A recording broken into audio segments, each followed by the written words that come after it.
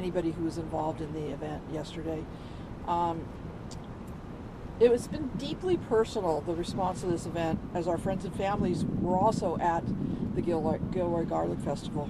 Our staff responded professionally with care and compassion to not only the patients but to each other, and it was really an outstanding response. A brief update to start with on the patients that have come to one of the two hospitals, Santa Clara Valley Medical Center or St. Louis Regional Hospital. We had a total of 11 patients with gunshot wounds, and St. Louis has seen another 10 patients with other types of injuries. 5 patients remain at Santa Clara Valley Medical Center, 3 in serious or fair condition, and 2 requesting no information be provided. So that means one of our patients had been in critical condition is now in serious condition, which is better. He's been upgraded to serious condition. That's all I'm going to say. We can we'll hold questions to the end, but let me introduce our physicians. Today we have Dr. Peter Coelho. He's the medical director for St. Louis Regional Hospital, and Dr. Adela Garland, who is the trauma medical director here at Santa Clara Valley Medical Center. And Dr. Garland's going to start us off. Good afternoon. Thank you all for coming. I know that this has been a horrific experience for our community, but as a trauma surgeon, this is one of the things that we prepare for, we build our system for, and we hope that we'll never have to use.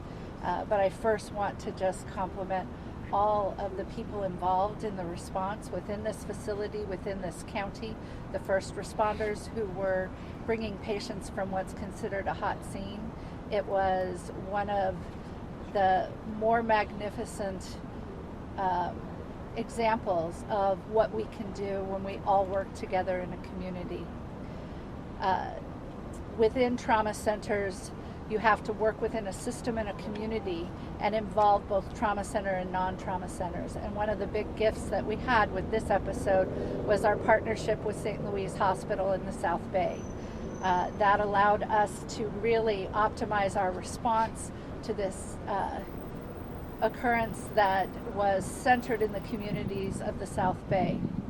When you build a trauma center, it's all about relationships, and the relationships you have to build before there's an incident like this, because relationships save minutes and minutes save lives in incidents like this. We're happy to say that patients who came here to access state-of-the-art trauma care are all doing very well and are improved from when they arrived.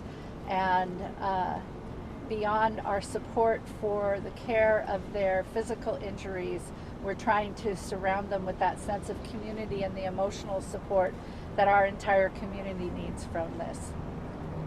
The patterns of injuries that you see with this type of weapon, which is a relatively high energy ordnance, can occur in any part of the body. Hold on for a second. Were you guys okay sound-wise, or should she just keep going? Okay, I'm sorry. Keep going. So the types of injuries that you see with gunshot wounds with high energy ordnance involve a lot of tissue destruction, and we have used the lessons that we've learned from our military physicians in the theaters of war, as well as the shootings that have happened across the country. All of the tools that allow stopping compressible bleeding were used beautifully by our first responders, ensuring that patients got to definitive care in relatively good condition with wounds that were treatable and resulted in definitely better treatment and saving lives. I will open it up to questions. No, let Dr. Oh, Coelho go I'm next. going to introduce Dr. Coelho from St. Louis. Hi, I'm Dr. Peter Coelho from St. Louis Regional Hospital, Medical Director. This is a beautiful community event that's been going on for decades in our community, the Gilroy Garlic Festival. And we have a tight, small community that participates, including our hospital. We had staff there at the event at the time. And unfortunately, a troubled, loved family member of one of our communities brought horror to our beautiful community event. Our hearts go out and our prayers go out to all the victims that are still recovering. This is your worst nightmare event to happen in your community. We're all afraid of this happening in our community and never think it'll happen to us, and it did. On the flip side, it went better than I could have imagined. It could have been 100 times worse. Our first responders were there immediately. The police acted within a minute or so. And we had first responders with hospital staff on site who triaged our patients in the field. Mike Cabano, our EMS director for the county, did a fabulous job of triaging in the field. Our small community hospital took the less acute injuries, and our critically injured were triaged up to Valley Medical Center, which we're very pleased to have a close relationship with now to really extend excellent care throughout Santa Clara County.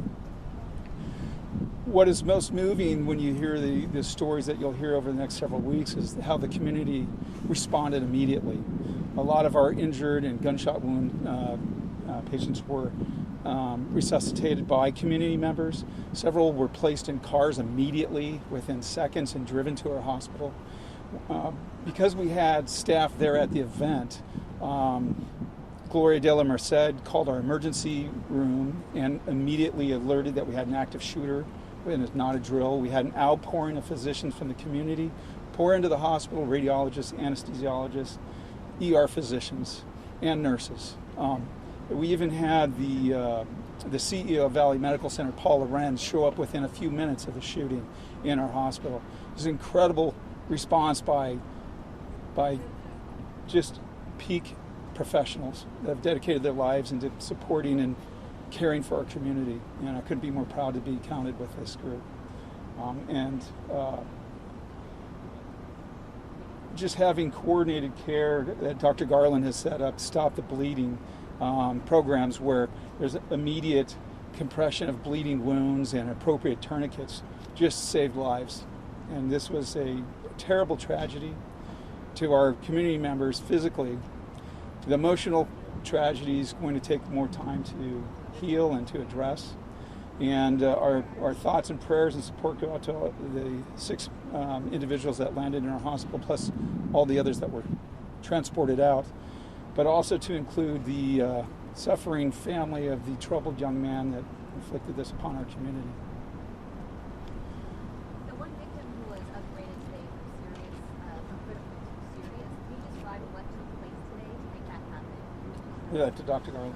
Yeah, generally. We really can't give particulars on an individual patient because that's their private information. I will just say that the systems of care for all the patients has resulted in very excellent results, and they're all on a trajectory towards healing.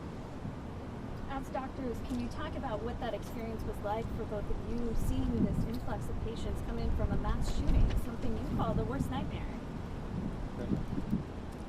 Well, I've been involved in trauma for around 30 years, and here at Valley Medical Center for 20 years.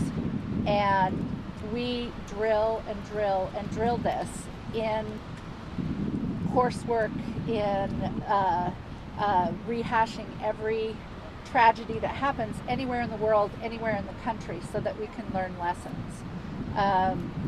You hate to see this happen, but it gives you a sense of how amazing the people who work around you are, and how tremendous the hearts, the souls, and the skills are that make a trauma center, that make a community health system.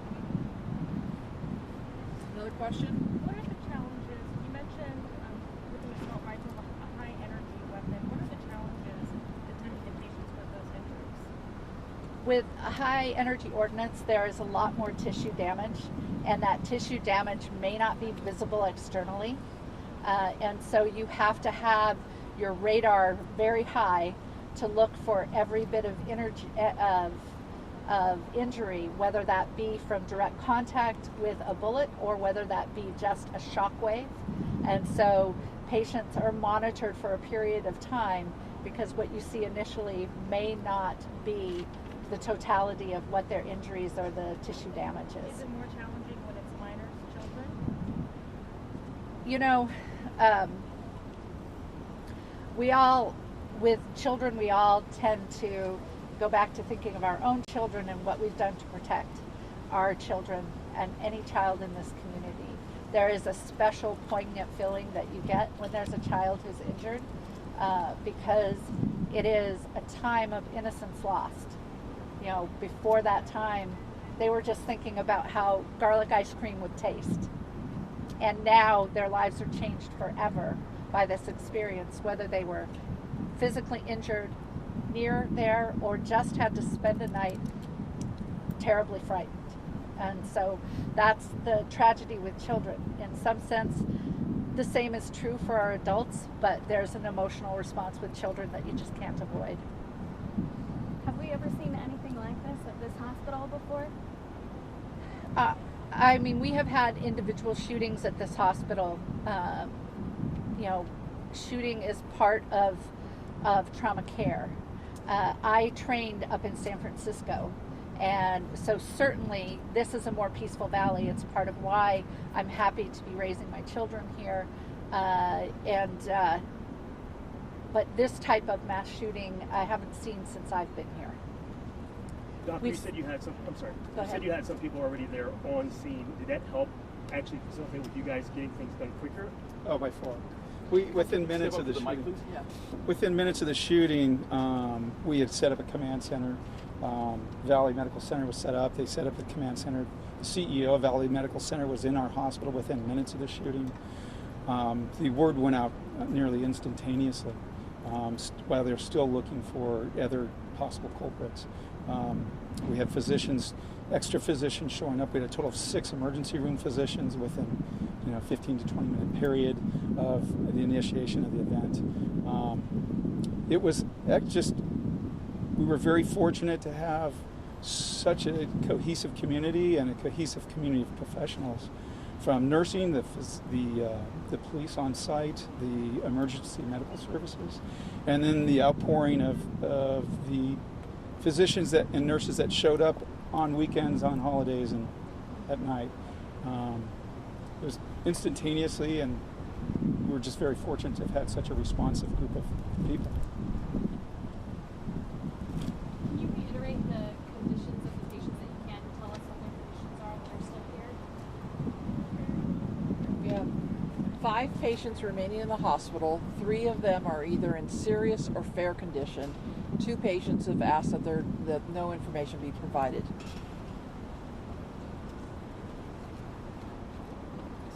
Anything else you'd like to add? I think that it's important to continue to get the message out to our communities in the United States that we're strong and resilient. We would like to never have to use these systems of care, but they're here for you. You did mention Stop the Bleed. Is that I know you guys have that program. So yes, so Stop the Bleed was a result of the task force put together after the Sandy Hook shootings, and that was based on the analysis that there were some types of compressible bleeding that may have resulted in preventable deaths. It translated to a move in the military called Zero Preventable Deaths. At this point in time, there are over 40,000 instructors across the country. It's administered through the American College of Surgeons, and it is something that every bystander can do to change the outcome after a tragedy like this. Dr. Coelho mentioned that this is truly a community, but across the country, everywhere is a community. And when you ask people if you would be willing to take some risks to keep someone from dying in a situation like this, they say yes. And so Stop the Bleed has provided the tools, the knowledge, the training, and the modicum of protection so that you're not taking a risk with icky blood, or something of that sort. And it has translated to tremendous gains in survivability, both in military and civilian trauma. So this is the last in-person briefing tonight. We'll make an assessment tomorrow whether or not we need to do it again. We put the Twitter up there. If we get new information tonight and even tomorrow, we will be tweeting it out. So if you guys want to follow us, that's the best way to get the latest up-to-date information. Okay, thank you.